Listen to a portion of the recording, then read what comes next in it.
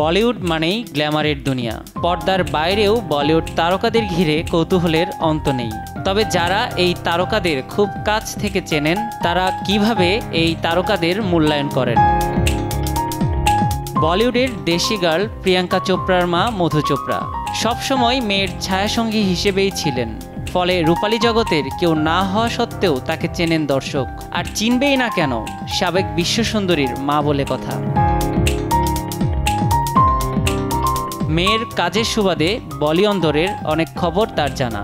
বহু তারকাকে খুব কাছ থেকে জানার অভিজ্ঞতা রয়েছে তার। বলিউডের কোন অভিনেতা অভিনেত্রীদের নিয়ে তিনি কি ভাবেন, সম্প্রতি এক সাক্ষাৎকারে সেটি খোলাসা করেছেন মধু চোপড়া। শুরুতেই আসা যাক ভাইজান প্রসঙ্গে। বলিউডের মোস্ট এলিজেবল ব্যাচেলর সালমান খানকে আদর্শ পুরুষ হিসেবেই আখ্যা দিয়েছেন মধু চোপড়া। অন্যদিকে সবচেয়ে সম্মানীয় ব্যক্তির আসনে বসিয়েছেন বলিউডের বিগ বি অমিতাভ বচ্চনকে। বলিউড ইন্ডাস্ট্রির কথা মাথায় আসলে সমার্থকভাবে যে নামটি চলে আসে সেটি শাহরুখ খান। এই খানের সঙ্গে বেশ কয়েকটি সিনেমায় অভিনয় করেছেন প্রিয়াঙ্কা চোপড়া। ফলে মেয়ের নায়কের সঙ্গে ভালোই বোঝাপড়া ছিল মা মধু চোপড়ার।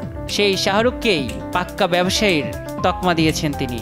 শাহরুখ একা নয়, এই তালিকায় রেখেছেন বলিউডের খিলাড়ি অক্ষয় কুমারকেও। চলুন একটু পেছনে ফেরা যাক। শাহরুখ অক্ষয় দুজনের সঙ্গেই বেশ সখ্যতা ছিল প্রিয়াঙ্কার। শুধু সখ্যতা বললে ভুল হবে, রীতিমতো চর্চিত ছিল তাদের সম্পর্ক।